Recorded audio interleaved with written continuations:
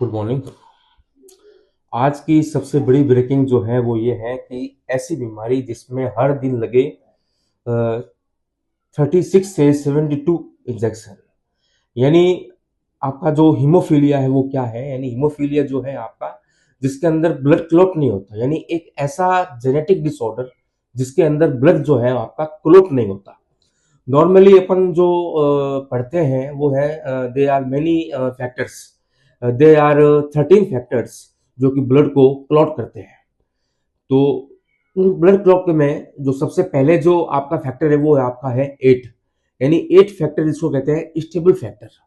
तो you can see in this image, एक व्यक्ति को 9 माह में हीमोफीलिया के 4.12 करोड़ रुपए के 1074 इंजेक्शन लगाने पड़े।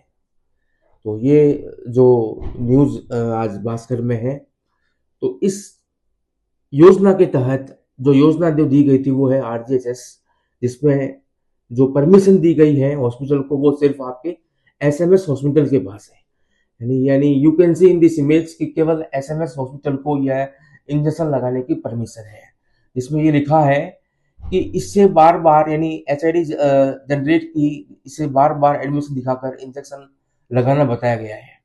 और मुख्य बात यह है कि इंजेक्शन जो है वो निजी अस्पताल के लिए अप्रूव नहीं है, यानी जो इंजेक्शन जो लगा है वो प्राइवेट हॉस्पिटल के लिए नहीं है, सिर्फ गवर्नमेंट हॉस्पिटल, सिर्फ एसएमएस हॉस्पिटल के लिए ही एप्लीकेबल है।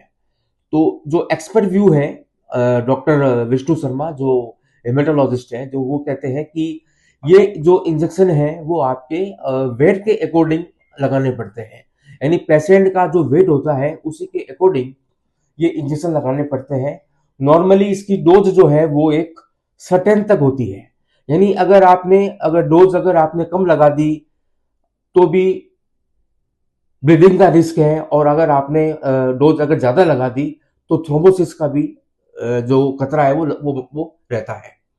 तो ये फैक्टर वजन के हिसाब से लगते हैं, और इसका वजन इतना भी नहीं है कि इतने इंजेक्शन लगाने पड़े।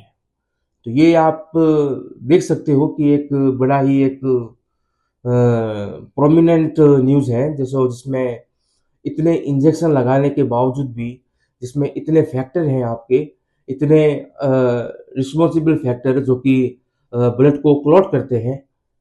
तो बताने का जो यही है, जो पर्पज यही है बताने का कि इतना अवेयरनेस होने के बावजूद भी इतना इंजेक्शन लगा लगा है, फिर भी कोई भी किसी भी तरह का आउटकम आउटकम नहीं है।